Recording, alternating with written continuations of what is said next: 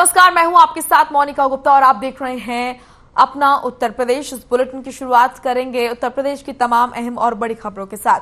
Hamirpur police ने gangster Ashwani Yadav पर कार्रवाई करते हुए उसके पलरा गांव के मकान को सीज कर दिया है। मजिस्ट्रेट और पुलिस ने पलरा गांव पहुंचकर नवीन गैंग के गैंगस्टर अश्वनी यादव के मकान पर अदालत के आदेश का नोटिस लगाते हुए मकान को सीज किया।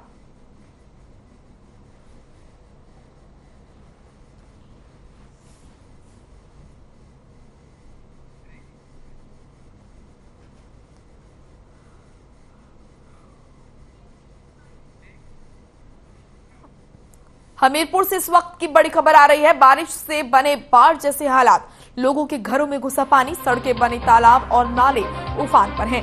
जोरदार बारिश से हुआ जनजीवन अस्त व्यस्त। मौदहा और सुमेरपुर कस्बे के घरों में भरा पानी। बड़ी खबर आपके सामने। मौदहा और सुमेरपुर कस्बे के लोग काफी परेशान। बारिश से बाढ़ जैसे हालात बन चुके हैं। लोगों के घरों में पानी घुसा, सड़कें तालाब बन गई हैं, नाले उफान पर हैं। जोरदार बारिश से जनजीवन अस्त व्यस्त हो गया है। मौदहा और सुमेरपुर कस्बे के घरों में पानी भरा। ये बड़ी जानकारी आपके सामने हमीरपुर से। बारिश से बाढ़ जैसे हालात बन गए हैं। लोगों के घरों में पानी घुस गया, सड़कें तालाब बन गई, नाले उफान पर हैं। वहीं जोरदार बारिश से जनजीवन अस्त व्यस्त हो गया है और मौदहा और सुमेरपुर के लोगों के घरों में पानी घुसा। इस वक्त की ये बड़ी और अहम खबर।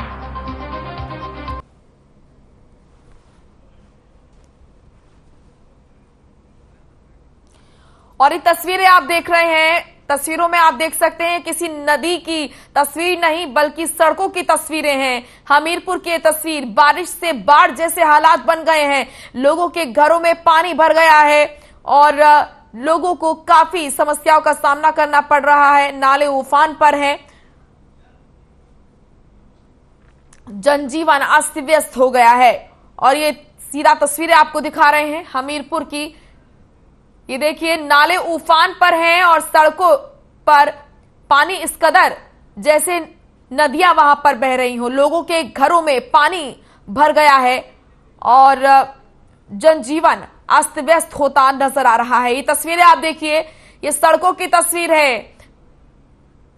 नाले उफान पर हैं तो वही सड़कें नदियों में तब्दील हो गए हैं। बारिश से बाढ़ जैसे हालात बन गए हैं।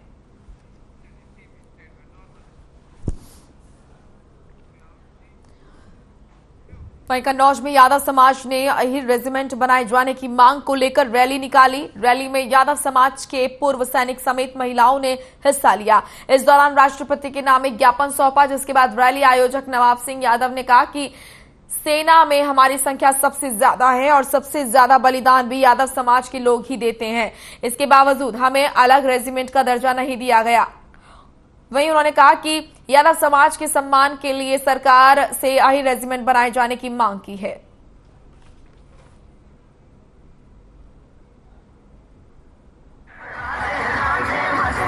आज हमारे जो नायक हैं देश के, यादव समाज के सेवानिवृत्त सैनिकों के नेतृत्व में और हमारे सौजन्य से ये कार्यक्रम यादव समाज का था, जिसमें तमाम माताएं बहनें दूसरे समाज के लोग भी आए, जिन्होंने सहयोग किया और कहा यादवों को हम अपना बड़ा भाई मानते हैं और हम आपके साथ हैं। आप हमीरपुर से इस वक्त की बड़ी खबर आ रही है। चलती ट्रेन से कूदी महिला की मौके पर ही मौत हो गई।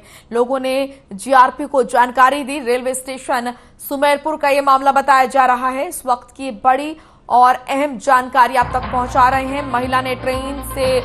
महिला कूदी और चलती ट्रेन से कूदने की वजह से महिला की मौके पर ही मौत हो गई। लोगों ने जीआरपी को जानकारी दी। रेलवे स्टेशन सुमेरपुर का ये मामला बताया जा रहा है। महिला ने ऐसा क्यों किया, इसके पीछे क्या वजह रही, इन तमाम चीजों का पता अभी तक नहीं लग पाया है। फिलहाल ये जानकारी आप तक पहुंचा रहे हैं। चलती ट्रेन से महिला कूदी और चलती ट्रेन से कूदने की वजह से महिला की मौके पर ही मौत हो गई। वहीं आपको बता दें कि हमीरपुर का ये मामला बताया जा रहा है, जहां पर चलती ट्रेन से महिला कूदी और महिला की मौके पर ही मौत हो गई। लोगों ने जीआरपी को इसकी जानकारी दी। रेलवे स्टेशन सुमेरपुर का ये मामला बताया जा रहा है।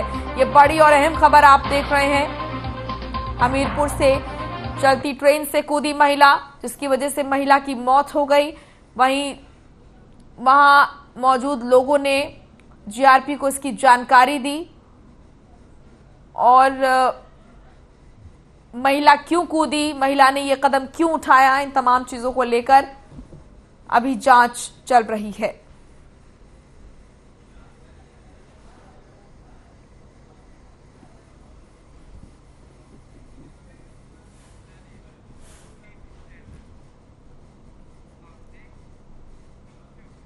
मशहूर कॉमेडी कलाकार राजू श्रीवास्तव ने 58 साल की उम्र में दुनिया को अलविदा कह दिया। राजू श्रीवास्तव 42 दिनों से एम्स में जिंदगी और मौत के बीच संघर्ष कर रहे थे। उन्हें जिम करते समय हार्ट अटैक आया था, तभी से वो दिल्ली के एम्स में भर्ती थे। राजू श्रीवास्तव के निधन के बाद बॉलीवुड में शोक की लहर है। लखनऊ स्थित राजू श्रीवास्तव के घर से उनका परिवार भी दिल्ली के लिए रवाना हो गया है। तो 58 साल की उम्र में राजू श्रीवास्तव ने आखिरी सांस ली। वहीं लखनऊ में उनका परिवार रहता था, परिवार दिल्ली के लिए रवाना हो गया।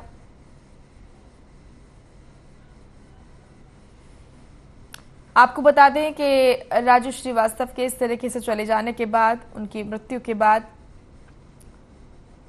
राजनीतिक जगत और फिल्म जगत से लोगों ने अपनी प्रतिक्रियाएं दी हैं।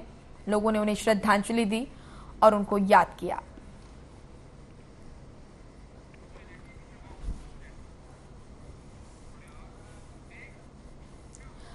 वहीं लखनऊ से हमारे संवाददाता आनंद सिंह ने उनके आवास के पास की मार्केट में पहुंचकर लोगों से बातचीत की और उनके साथ समय बिताने वाले लोगों से बात की।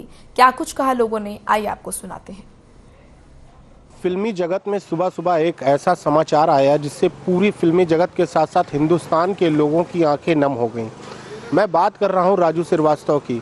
राजू श्रीवास्तव एक ऐसी शख्सियत थी जो कि हर एक चेहरे पर मुस्कान लेकर आ जाती थी और आज वो शख्सियत पूरे देश को अलविदा करके, पूरी दुनिया को और सभी लोगों को अलविदा करके चली गई है।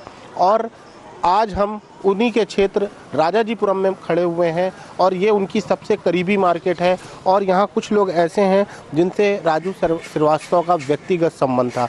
आइए इनसे जानते हैं कि वो कैसे स्वभाव के थे और उनसे जब भी मुलाकात होती थी तो किस तरीके से मुलाकात होती थी। आज फिल्मी जगत के साथ साथ पूरे देश के लिए एक बहुत ही पीड़ा की बात है कि राजू श्रीवास्तव एक ऐसी शख्सियत थे कि वो जिसको भी चेहरा उनका कोई देखता था तो मुस्कुराने लगता था। वो ऐसी शख्सियत थे और आज वो पूरी दुनिया को छोड़कर चले गए हैं। आप यहीं के रहने वाले हैं और राजू श्रीवास्तव का मकान यहाँ से कुछ ही दूरी पर है। आपकी पहले कभी मुलाकात हुई? जी, राजू श्रीवास्तव जी के लिए हम लोग सबसे पहले एक बात कहना चाहेंगे कि हम लोग सबसे पहले उनको श्रद्धांजलि देते हैं। हम लोग उनके लिए प्रार्थना करते हैं कि भगवान उनको स्वर्ग नसीब करे। और राजू श्रीवास्तव जी हमारे यहीं ई ब्लॉक ही हमारे पीछे है, वहाँ पे रहते थे और बेचारे इतने अच्छे इंसान थे कि जब भी वो आते थे हम लोगों के शॉप पे आकर मुलाकात करते थे और हम लोग उनको प्रेम भेंट दे के अच्छी तरीके से हम लोगों से मुलाकात करते थे, बातचीत करते थे और हम लोगों को हंसाते रहते थे। आज लग रहा है कि हम लोगों का बहुत अच्छा दोस्त, हम लोगों को बहुत अच्छा मित्र इस दुनिया में नहीं रहा। और लगातार आप लोगों की जब भी यहाँ लखनऊ आते थे तो आप लोगों से मिलने आते थे? जी, अक्सर मुलाकात होती थी और अक्सर बातचीत भी होती थी और बहुत ही अच्छे स्वभाव के थे, मिलनसार थे। मैं भी फिल्म लाइन से हूँ और इस मार्केट का महामंत्री हूँ। फिल्म लाइन में आखिरी फिल्म मेरे साथ उन्होंने की कंजूस मक्खी चूस। तो वो सेट पर आते थे, बहुत हंसाते थे और बहुत हंसते हंसाते थे। बहुत ही करीबी व्यक्ति थे, बहुत ही ज़मीन से जुड़े इंसान थे और उन्होंने बहुत ही स्ट्रगल किया। हम लोग साथ में कई फिल्में कर चुके हैं, कई साथ काम किया है। उनका बोलने का स्टाइल, एक भी डायलॉग जो भी होता था वो हंसाने लायक होता था। जब भी गजोदर भैया, तो वो एक मतलब जब भी वो बोलते तो मतलब एक हंसाने का माहौल बन जाता था और बहुत ही अच्छा। आज वो हमारे बीच नहीं है। आज हम लोगों को इस फिल्मी दुनिया को बहुत सारी कठिनाइयों का सामना करना पड़ेगा और बहुत सारे ऐसे मशहूर जो कि मतलब कॉमेडी में अपने आप को किंग, वो किंग समझते हैं। मैं तो उनको किंग समझता हूँ कि वो कॉमेडी किंग थे और एक ही लाइन में वो पंच में लोगों को हंसाकर आगे निकल जाते थे। और नहीं, समझने की बात नहीं, वो तो सत्यता है कि उनका चेहरा देखकर, जैसे मैंने भी बताया कि लोगों के चेहरे पे मुस्कान आ जाती थी। तो आज तो एक बहुत दुख की घटना है, लेकिन हम यहाँ पर जब आए तो मुझे ये पता चला कि इसी क्षेत्र में उनकी अभी 3 फिल्मों की शूटिंग भी हुई है। तो कैसे क्या तैयारी उसकी चल रही थी, इसके बारे में बताएं। उनकी फिल्म थी, एक फिल्म में मैंने उनके साथ काम किया जिसका नाम था कंजूस मक्खी चूस। कुणाल खेमू के साथ फिल्म थी, उसमें उनका रोल था और मेरा भी रोल था। काफ़ी देर तक आए और रुके रहे, बातचीत की हम लोगों ने साथ में बैठकर। ऐसे ही 2-3 फिल्में उनकी यहाँ पर फ्लोर पर थी और उन्होंने आकर काम किया और बहुत ही अच्छे तरीके से लोगों के साथ फ़ोटो सेशन भी कराया, सेल्फी भी दी और लोगों को साइन भी किया। हमारे साथ यहाँ कुछ महिलाएं भी हैं, हम उनसे जानना चाहेंगे कि मैडम, आपने कभी आपकी मुलाकात राजू श्रीवास्तव जी से हुई है? जी, हम शॉप पे आते थे तो बातचीत होती थी। कैसा व्यवहार लगता था? बहुत अच्छा व्यवहार था उनका। आज जो दुख की घटना हुई है, आज वो हम लोगों के साथ नहीं है, उनके लिए कोई 2 शब्द बोलना चाहेंगे? नहीं, हम यही कहना चाहेंगे भगवान उनकी आत्मा को शांति दे। वो इंसान बहुत अच्छे थे, अब बताइए क्या कर सकते हैं। मैडम, आपकी मुलाकात कभी हुई? आप इसी मार्केट की? जी, हम भी इसी शॉप पे जॉब करते हैं। वो यहाँ आए, मुलाकात भी हुई है और बहुत ही सज्जन इंसान थे, रोते हुए को हंसा देते थे। और आज हमने इतने अच्छे इंसान को खो दिया। ईश्वर उनकी आत्मा को शांति दे। जिधर जिससे बात कर रहे हैं, वाकई में हर आदमी की आंख नम है और वो एक ऐसी शख्सियत थी कि जिनको देखकर लोग वाकई में मुस्कुरा देते थे बिना कुछ बोले। बाकी उनका जो किरदार था, गजोदर भैया, हम आपसे, आप फिल्म इंडस्ट्री से जुड़े हुए हैं, फिल्म इंडस्ट्री में आप रहे हैं, जैसे आपने बताया हमने साथ में फिल्में की हैं, तो उनके बारे में कुछ 2 शब्द ऐसा डायलॉग के रूप में आप। अब इस वक्त तो डायलॉग क्या निकलेगा, लेकिन हाँ तो भैया, गजोदर भैया, हाँ तो बताए दे रहा भैया कि कहाँ से, अरे कलवा तो सुन नहीं रहे हो का। ऐसे ऐसे डायलॉग बोलते थे कि बस उनकी बातों को लेकर आज भी याद आते हैं और हमेशा याद आते रहेंगे। उनकी आत्मा को शांति दे भगवान।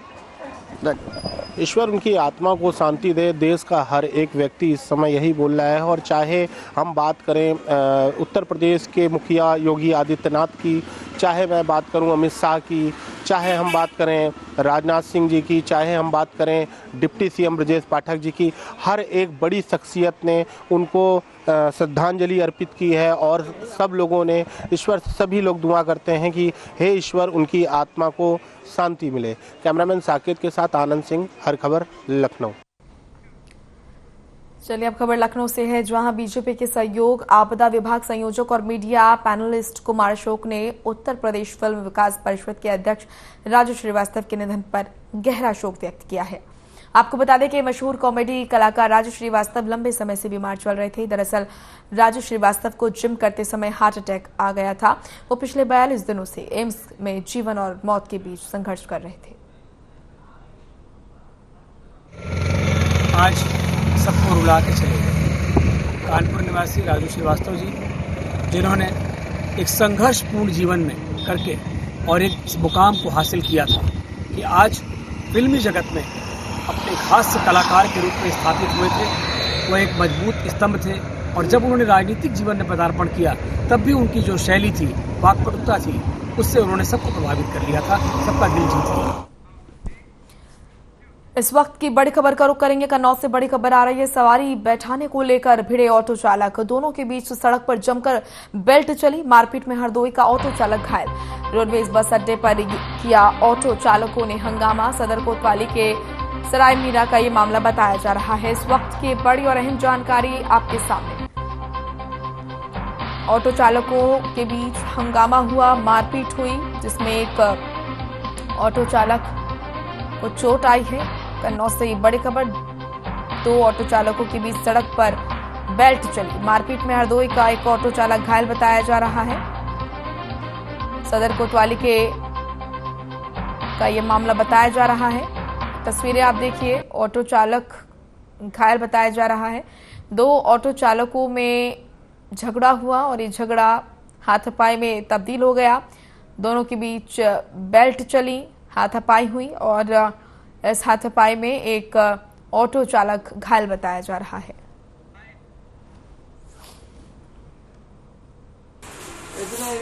पहले मुक्का मार दिया मेरे यहाँ पे। किसने मार दिया मुक्का?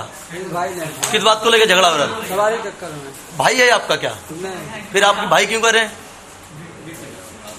ये तो दुश्मन है आपका। किस बात को लेकर झगड़ा हुआ? वहाँ पे मैं सवारी भर रहा था ऐसा ही यहीं के लिए, और तो एक आया यही क्या नाम उसका मालूम भी नहीं, आते आते सारे ने गर्दन पे ही पकड़ ली। उसके बाद बोला टेम्पो हटा। मैं बोला क्या बात है? बोला मजाक में बोल रहा होगा। सारे जाफर चला दिया मेरे ऊपर, तो मैंने भी मार दिया। उसने निकाली बेल्ट मेरे, मार दी खूब यहाँ पे। मुजफ्फरनगर में खाद व्यापारी संजीव त्यागी हत्याकांड में आरोपी कुख्यात अनिल दुजाना को भारी सुरक्षा व्यवस्था के बीच फैजाबाद जेल से अपर जिला और सत्र न्यायाधीश कोर्ट में पेश किया गया। अधिवक्ता नसीम अहमद ने बताया कि संजीव त्यागी हत्याकांड में अनिल दुजाना पर पहले से वारंट चल रहे थे। उन्होंने बताया कि इस मुकदमे में अब तक 11 गवाहों की पेशी हो चुकी है। आपको बता दें कि अनिल दुजाना के विरुद्ध जिला मुजफ्फरनगर के साथ कई थानों में हत्या, रंगदारी, लूट आदि के दर्जनों मुकदमे दर्ज हैं। जान को खतरा होने के कारण दुजाना कोर्ट में बुलेट प्रूफ जैकेट पहनकर पेश हुआ।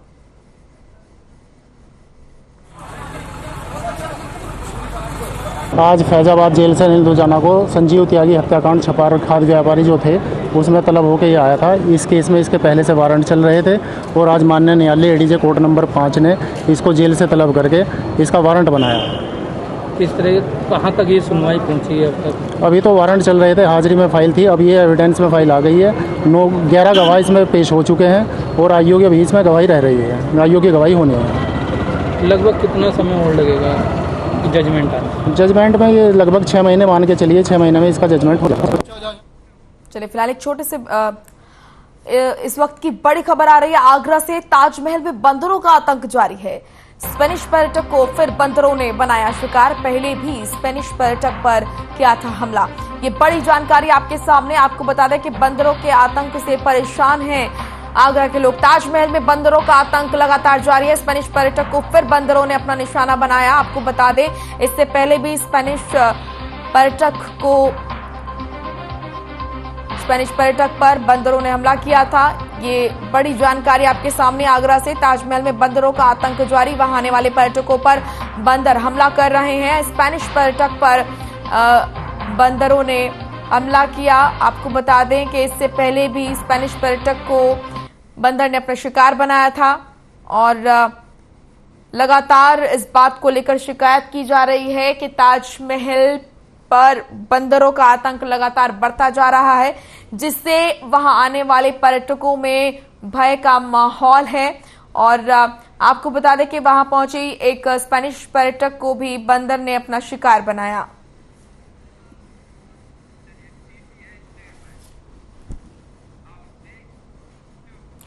कन्नौज में रात भर मूसलाधार बारिश होने की वजह से किसानों के लिए आफत बन गई है और तैयार खड़ी मक्का और धान की फसल पूरी तरीके से जलमग्न हो गई है।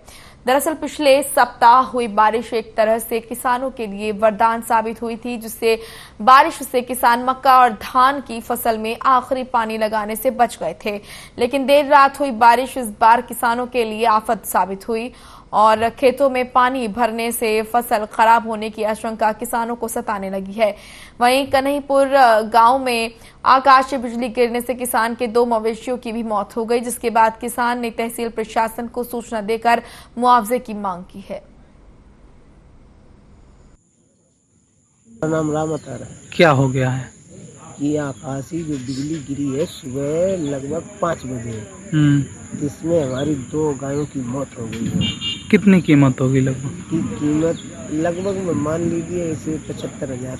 अच्छा, आपने तहसील प्रशासन को सूचना दे दी? अभी नहीं दी। बुलंदशहर से बड़ी खबर आ रही है। भ्रष्टाचार के आरोप में डीएसओ पर कार्रवाई की गई। डीएसओ अभय प्रताप सिंह अवैध वसूली के आरोप में सस्पेंड हुए। सरकारी सिस्टम को सेंध लगाने पर हुई कार्रवाई। जिले में राशन डीलर्स पर कराए थे फर्जी मुकदमे। निलंबन के बाद आरएफसी सहारनपुर अटैच अभय प्रताप सिंह। बड़ी जानकारी आपके सामने। आपको बता दें कि निलंबन के बाद आरएफसी सहारनपुर अटैच अभय प्रताप सिंह। भ्रष्टाचार के आरोप में डीएसओ पर कार्रवाई की गई। बुलंदशहर से बड़ी खबर, डीएसओ अभय प्रताप सिंह अवैध वसूली के आरोप में सस्पेंड और उन पर कार्रवाई भी की गई।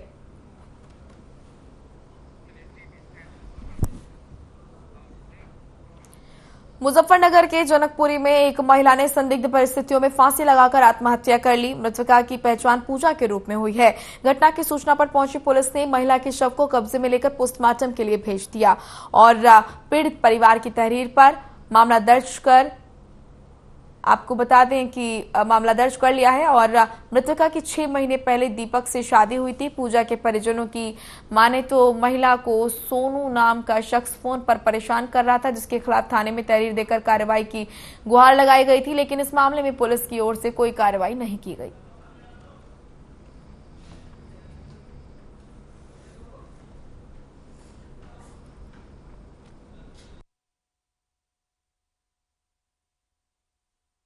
ये भी जनकपुरी मोहल्ले में जानकारी मिली थी कि एक महिला है, विवाहित महिला है, उसके द्वारा आत्महत्या करने का मामला प्रकाश में आया है। अभी हम लोगों ने प्रथम दृष्टया जो कि चूंकि आत्महत्या का मामला है, जो भी कार्रवाई है वो पूर्ण की जा रही है और पोस्टमार्टम रिपोर्ट भी शीघ्र ही आ जाएगी। उसके जांच के बाद ही जो इसमें अग्रिम कार्रवाई होगी। क्या लगता है सर कि इस कारण आत्महत्या की गई? अभी तो इन लोगों के द्वारा कोई लिखित तहरीर नहीं दी गई है। जैसी ये लिखित तहरीर देते हैं, परिजन भी आ गए हैं, उनको सूचना देकर बुला लिया गया है। जैसी जो भी ये लिखित तहरीर देंगे तत्काल हम अभियोग पंजीकृत करके उसमें अग्रिम कार्रवाई होगी। आज हमने तो देखो कुछ नहीं करा। क्या हुआ था? उसने फोन कर रखे रात से, दुखी कर रहा था, गाली वो दे रहा था, दुनिया भर की मुझे भी गाली दी उनने, रिकॉर्डिंग में भी है, सब कुछ उनने दुखी करके धर के हमें। कौन था? सोनू है, जाट का लड़का। सर का फोन कर रहा था वो कल, तक फिर वहाँ भी फोन करे, हमारे घर पर भी फोन कर रहा है। यहाँ भी हमने 5 महीने तक रिपोर्ट दे रखी उसकी किताबी थाने में, पुलिस वाले कुछ नहीं करते। और तो जा कल फिर फोन करे उनने, मेरे घर पर गोली चलाई उनने 3-4 दिन, 10 तारीख में गोली चलाई उनने मेरे घर पर। मैं रात के 11:30। बुलंदशहर से इस वक्त की बड़ी खबर आ रही है। कोटेदार और राशन डीलर का वीडियो वायरल हुआ। एक यूनिट पर 5 की बजाय 4 किलो अनाज देने की बात कही गई। आने वाले खर्चों का भी किया गया जिक्र। राशन डीलर ने बुजुर्ग ग्राहक से अभद्रता की। खुर्जा के अरनिया ब्लॉक का बताया जा रहा है वीडियो। इस वक्त की बड़ी और अहम जानकारी आपके सामने।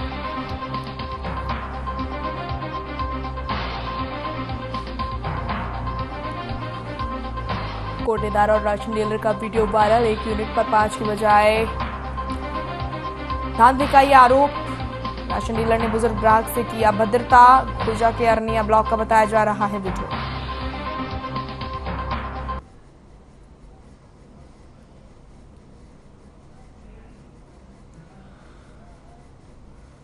आपके पास 5 ही 4 ही आ रहा है? मेरे पास 5 आ रहा है। 5 नहीं दे रहा कोई। क्यों? 4 दे रहे। खर्चे हैं इसमें बहुत। क्या खर्चे? अरे क्या खरीद कर तुम बता दो क्या खर्चे हैं?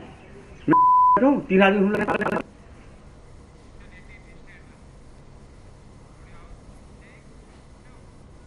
लखनऊ में सीएम योगी से सुहेलदेव भारतीय समाज पार्टी के अध्यक्ष ओम प्रकाश राजभर ने मुलाकात की। इस दौरान ओपी राजभर ने कहा कि सीएम योगी से राजभर बिरादरी को एसटी का दर्जा दिलाए जाने को लेकर मांग रखी है, जिस पर सीएम योगी ने सहमति जताते हुए केंद्र सरकार को मंजूरी के लिए प्रस्ताव भेजा है। आगे उन्होंने कहा कि सीएम योगी ने राजभर जातियों को अनुसूचित जनजाति में शामिल करने की सहमति दी, जिसके लिए सीएम योगी का आभार प्रकट करता हूं। भर राजभर जाति को अनुसूचित जनजाति में शामिल करने का प्रस्ताव प्रदेश सरकार केंद्र को भेज के इसको पास करा, लेकिन 2 महीना बीत गया, प्रस्ताव नहीं चला, नहीं गया। फिर हमारे साथी चले गए, कोर्ट ने रिमाइंडर दिया कि 1 महीने के अंदर इसको करे सरकार। इसी बात को लेकर हमने कोर्ट से नकल बना करके कल माननीय मुख्यमंत्री जी से मिला और मुख्यमंत्री जी से मिलकर के पूरा पेपर सब कुछ उन्होंने देखा। देखने के बाद उन्होंने कहा कि समाज कल्याण विभाग को निर्देशित किया कि ये प्रस्ताव केंद्र को भेजा जाए, क्योंकि ये प्रदेश का मामला नहीं है कि। चलिए अब खबर लखनऊ से है, जहां एआईएमआईएम के राष्ट्रीय प्रवक्ता असीम वकार ने वक्फ सर्वे को लेकर बड़ा बयान दिया है। उन्होंने कहा कि शिया वक्फ के पूर्व चेयरमैन ने घोटालों का रिकॉर्ड तोड़ दिया। सीबीआई जांच हुई, एफआईआर हुई, उसकी रिपोर्ट कहां है? रिपोर्ट के बाद वो जेल कब गए? सुन्नी वक्फ बोर्ड के चेयरमैन बसपा सरकार में बने थे और समाजवादी की सरकार में भी वही चेयरमैन रहे। बीजेपी की सरकार आई, उसमें भी वही चेयरमैन रहे। ईमानदारी से जांच हो तो बड़ा हेरफेर मिलेगा।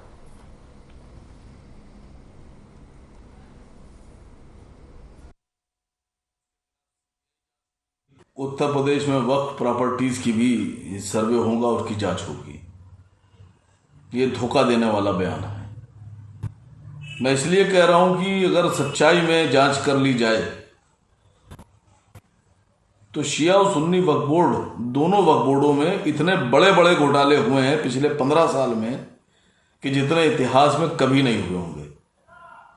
शिया वक्फ बोर्ड में जो पुराना चेयरमैन था उसने तो घोटालों का रिकॉर्ड तोड़ दिया। उसके खिलाफ सीबीआई जांच हुई, एफआईआर हुई, कहां है रिपोर्ट, कहां जेल गया? घोटालों में तो जेल नहीं गया वो।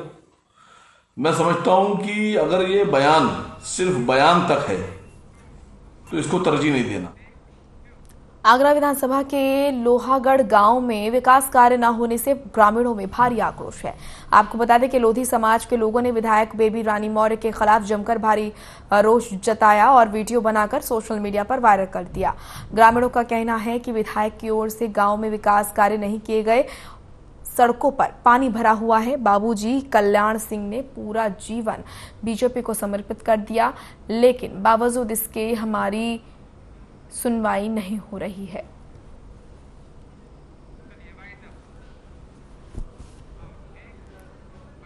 चलिए फिलहाल इस बुलेटिन में इतना ही। आप देखते रहिए हर खबर। नमस्कार।